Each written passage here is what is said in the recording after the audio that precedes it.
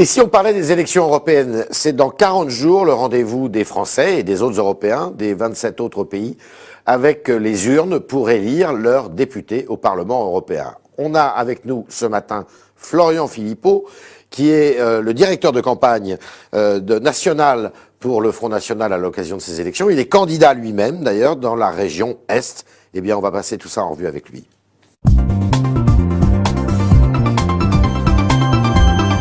Florian Philippot, bonjour. Bonjour. 3 petites questions pour commencer. Est-ce que vous êtes d'accord avec la simplification du millefeuille administratif tel qu'il a été présenté par Manuel Valls? Je suis d'accord avec toutes les simplifications, mais surtout pas celle-ci. Pas celle-ci. La disparition du département vous paraît osée? Non, il faut garder le département. En revanche, on peut se poser des questions sur les régions, Ouais. qui devraient être de simples entités de coordination entre les départements, sans élus propres, sans compétences propres. D'accord. Alors, il y a un rapport qui est paru la semaine dernière. Est-ce que vous êtes d'accord avec ça pour dire que vous faites vos meilleurs scores électoraux, vous, le Front National, là où le chômage est élevé? On fait Plus nos 10%. meilleurs scores là où on a le plus besoin de nous, Ouais. évidemment, bien Et sûr. c'est souvent dans les zones de chômage. C'est-à-dire que le chômage, c'est le signe de l'échec des politiques de l'UMP et du Parti Socialiste. Le D'accord. chômage, l'insécurité, la pauvreté, tout ce que vous Et voulez. c'est là que vous... C'est là que nos solutions apparaissent D'accord. comme les plus probantes, mais maintenant on fait des bons scores partout aussi, il faut être honnête. Vous êtes directeur de campagne du Front National pour les élections européennes. Est-ce que le Front National sera en tête de ce scrutin sur l'ensemble du territoire? Oui, il sera en tête. Il sera en tête. Et il le sera, et il faut qu'il le soit. Parce D'accord. qu'il ne sert à rien de voter pour des partis qui proposent la continuité. Alors, je vous invite à écouter François Baroin maintenant, qui était hier au grand jury RTL, Le Figaro, LCI. Il doit s'exprimer sur l'Europe et sur l'Ukraine avant les européennes. Et ensuite, il s'exprimera sur son avenir et par conséquent sur une partie d'une autre, je le souhaite, avant les régionales. Alors, François Baroin dit Nicolas Sarkozy doit s'exprimer avant les élections européennes. C'est votre avis? Pour dire quoi? Quel est l'intérêt de la parole de Nicolas Sarkozy? Pour réunifier l'UMP, semble-t-il. C'est pas, ça, c'est le cadet de mes soucis, si vous voulez. Ah bon. Non, mais enfin, Nicolas Sarkozy a parlé, beaucoup parlé. Il a été aux manettes pendant des années et des années. C'est une décennie. Pour vous, c'est du passé maintenant. Oui, c'est du passé, D'accord. Nicolas Sarkozy. Mais là, ils sont en train de le transformer en Giscard. Et À force de parler de lui comme ça, il faut qu'il revienne. Non, faut pas qu'il revienne maintenant. Il y a un risque de giscardisation. Nicolas Sarkozy devrait s'en méfier. La zizanie à l'UMP vous sert-elle?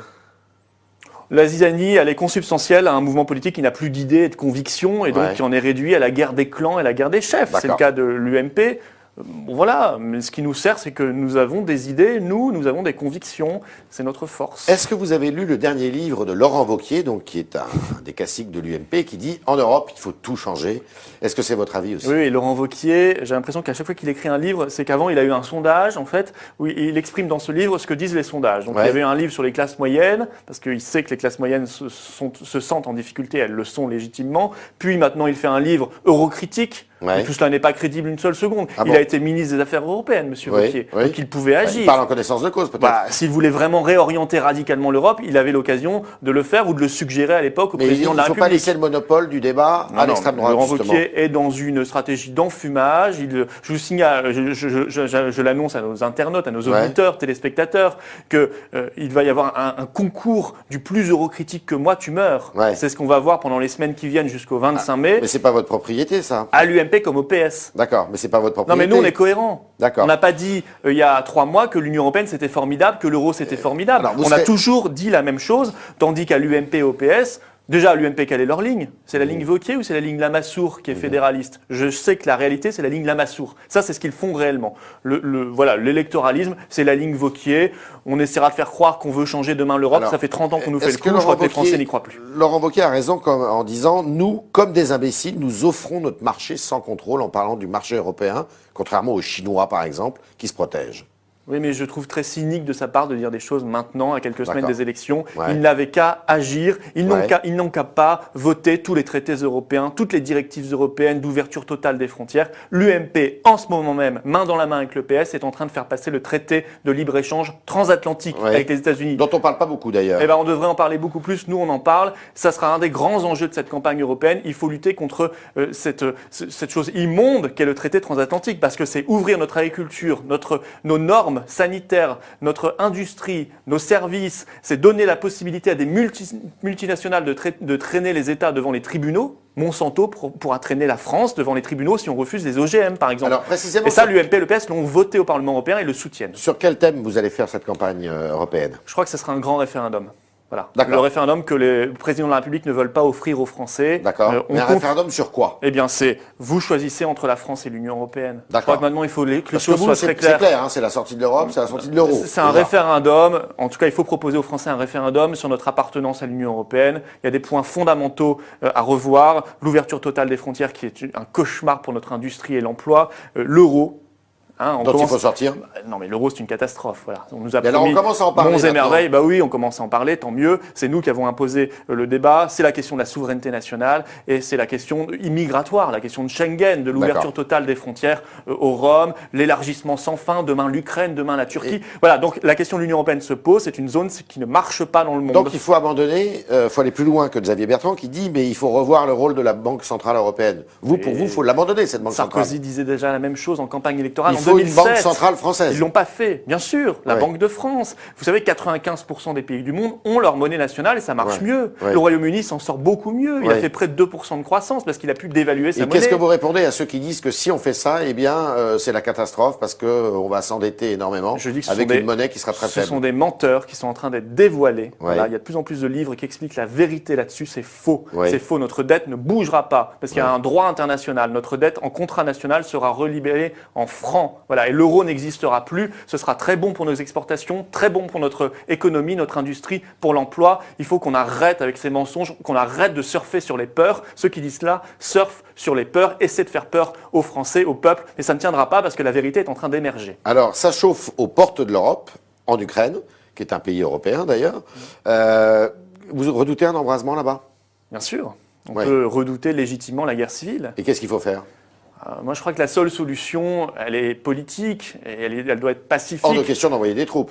Hors de question d'envoyer des troupes. Il faut probablement que l'Ukraine devienne un pays fédéral. Voilà, parce qu'on sait très bien que du fait de l'histoire, eh bien, l'Ukraine, il y a une partie est plus tournée vers l'est, la Russie, Ouais. une partie ouest légitimement plus tournée vers l'ouest, vers l'Europe, etc.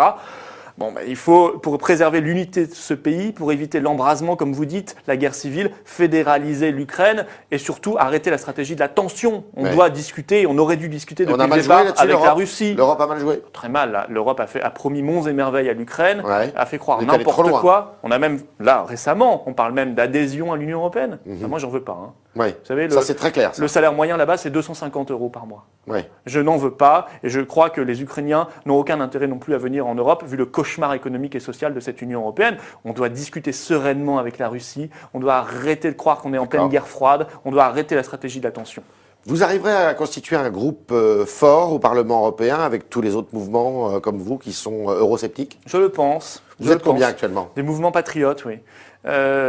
Il faut 7 nationalités et au moins 25 députés. Oui. Bon, 25, il n'y aura aucun problème.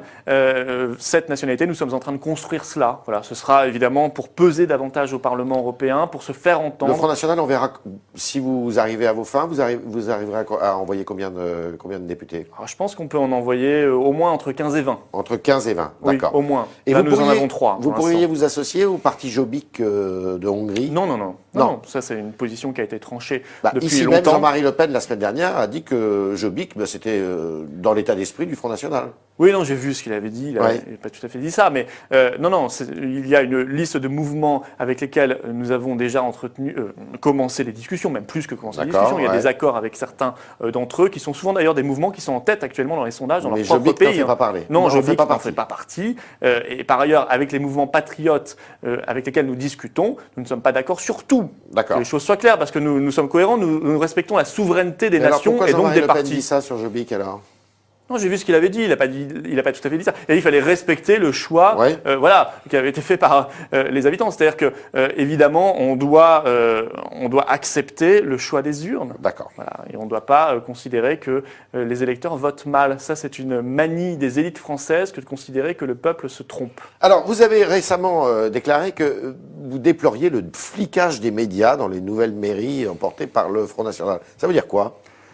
J'ai parfois le sentiment qu'on va au zoo. Quand on va dans les communes Front National, on va voir ces drôles de créatures qui ont voté. C'est normal, c'est nouveau. Qui ont voté pour ce parti. Ouais. On se demande peut-être est-ce qu'ils sont bien malins, est-ce qu'ils se sont pas fait rouler dans la farine, manipulés, parce qu'ils seraient plus bêtes que les autres. Forcément, ils ont voté Front National, donc ils doivent avoir un petit problème. Non, qu'on arrête, qu'on accepte sereinement le verdict des urnes. Le Front National est un grand parti, peut-être le premier parti de France, on le verra en tout cas aux européennes.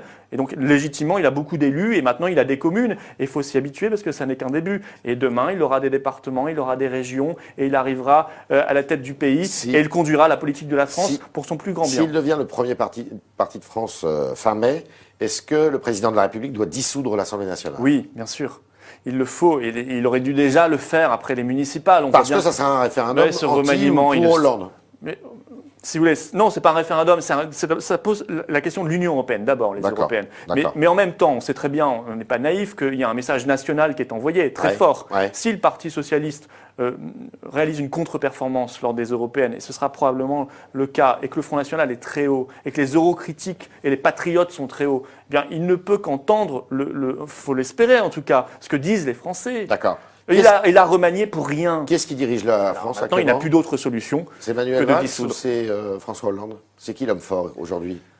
C'est José Emmanuel Barroso, ou bien je ne sais pas, ou bien Mme Merkel, c'est pas Manuel Valls. Ou Monsieur Obama, je ne sais pas, qui est l'homme fort en France. J'hésite toujours entre Bruxelles, Berlin, Washington, c'est un des trois. La France ne s'appartient plus. Ah non, bien sûr. D'accord. Bien sûr que non. C'est du théâtre, mais il faut récupérer le pouvoir. C'était le talk Orange Le Figaro de Florian Philippot qui va donc diriger la campagne nationalement pour le Front National aux Européennes et qui nous dit que il espère bien arriver en tête de ce scrutin et qu'à ce moment-là, le président de la République devrait dissoudre l'Assemblée nationale parce que, il ne correspondra plus à ce que veulent les Français.